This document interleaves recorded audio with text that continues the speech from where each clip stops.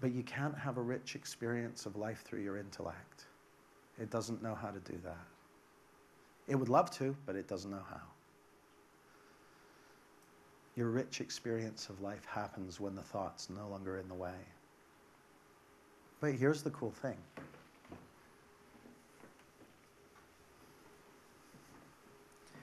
If you look at this, it's all cloudy with sparkles and that sort of thing. And that's what your mind's like. If there's little thought forms and thought habits floating around, it clouds your experience of life and of yourself. But when you just stop and allow it to settle down, clarity emerges. Clarity emerges with this because clarity is the nature of the water that's in the ball. And clarity emerges for you because clarity is your true nature. It's who you really are. You don't need to practice it because it's who you are. As my friend Michael Neal says, you don't need to practice having a nose. And if you haven't been experiencing that clarity that much, I've got some wonderful news for you. Because sometimes when I share this with people, they say, so are you telling me I have to start meditating? I'm like, no. I want to draw another distinction for you. The distinction between the act of meditation and an experience of meditation. So just by a show of hands, who in this room at some point this morning has just found themselves in a sort of nice, peaceful, beautiful feeling? Whole bunch of you. What I'd like to suggest is that that's an experience of meditation. It's not a practice, it's not a doing. It's what happens naturally when there's nothing else in the way. And it's an experience of that formless energy behind life, creating your experience moment to moment. And what my experience is so far is that as I learn about these three principles of mind, consciousness, and thought, your deepening understanding guides you into a more meditative experience of life.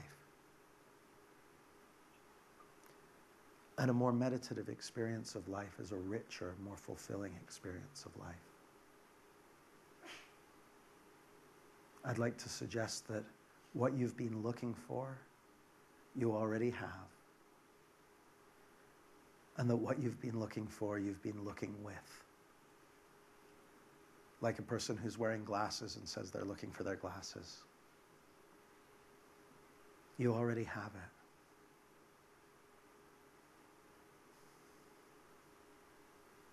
And if you're at any point going, oh, I don't have it, and feeling freaked out or agitated or like there's something wrong with you, that feeling is your body telling you about the quality of your thinking in that moment. And you don't have to do anything to improve the quality of your thinking. It's not about that. I don't recommend it.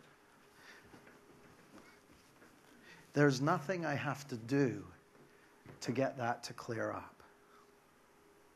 If I start trying to work on how those sparkles are relating to one another, it keeps stirring it up. But when you allow it to settle, clarity emerges. It's already there. And the feelings of agitation are merely a signal that you got tied up in your thinking. That's all.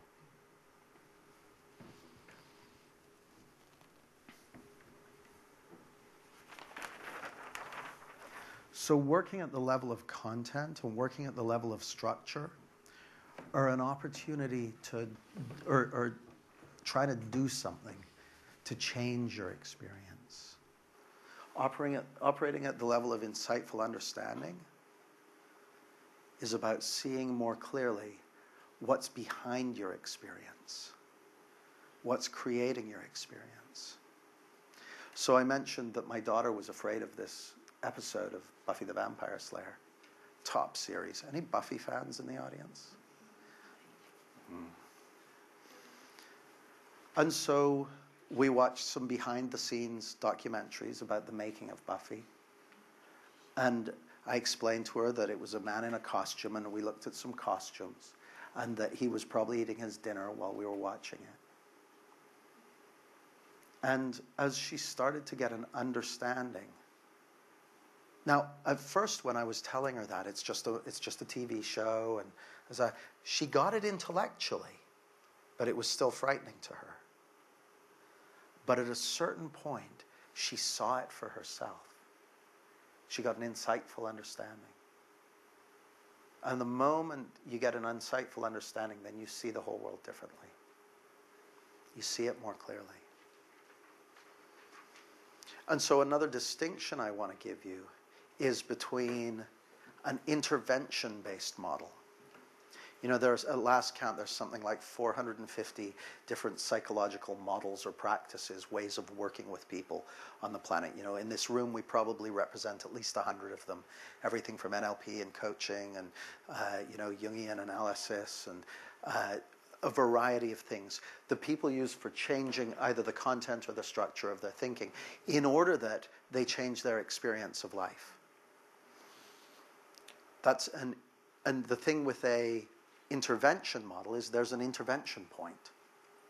You know, it either gives you something to do or the change worker something to do to intervene in your thinking in some way.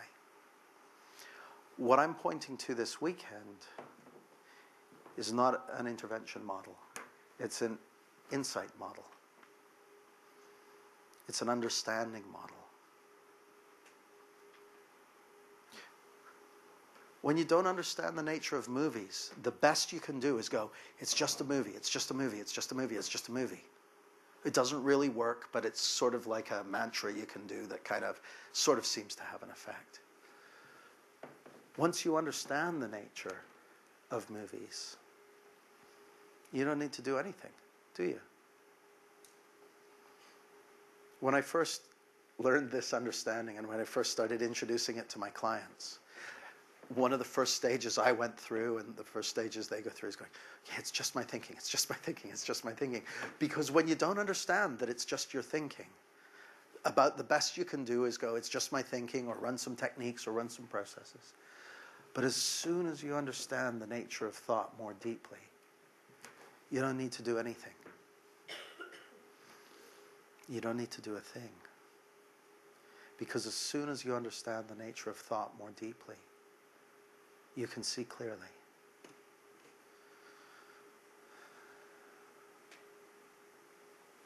So once again, to put it even more succinctly,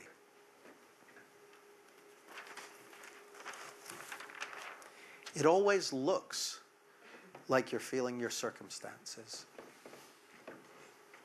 That's how powerful thought is.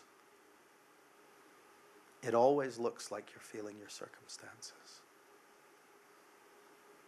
But you're not. You're only feeling your thinking. You're always feeling your thinking. Your feelings are a feedback mechanism on the quality of your thinking moment to moment.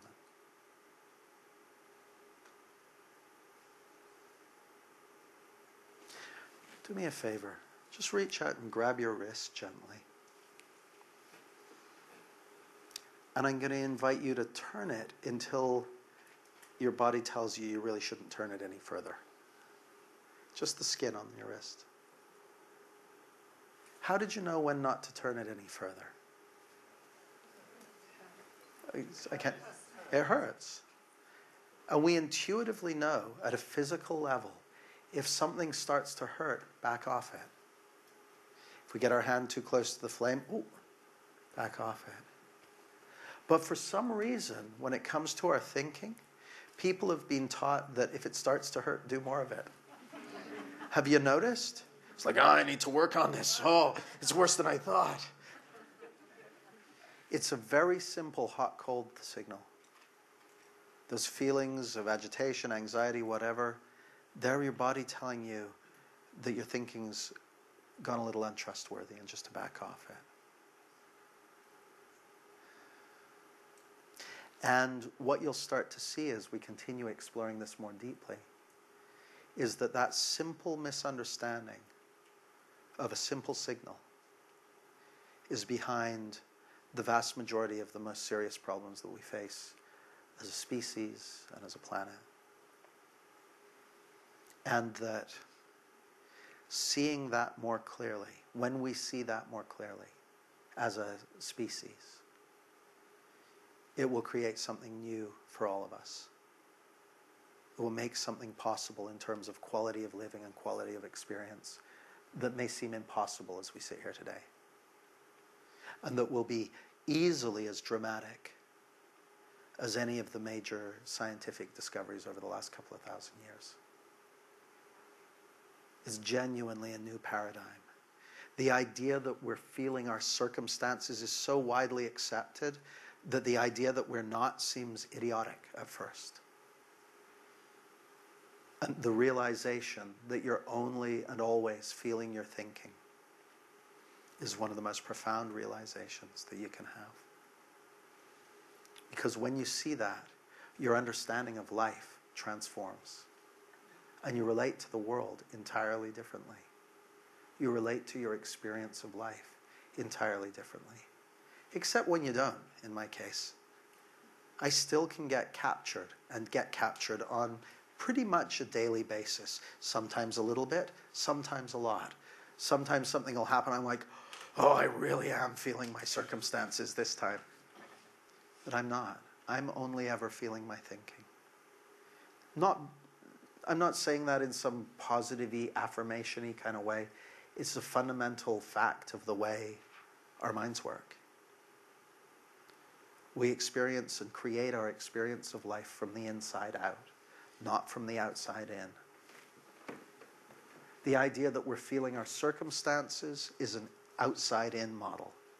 The realization that we're feeling our thinking is an inside-out model. And an inside-out model is a more accurate understanding of the way life works, of the way our experience of life is generated.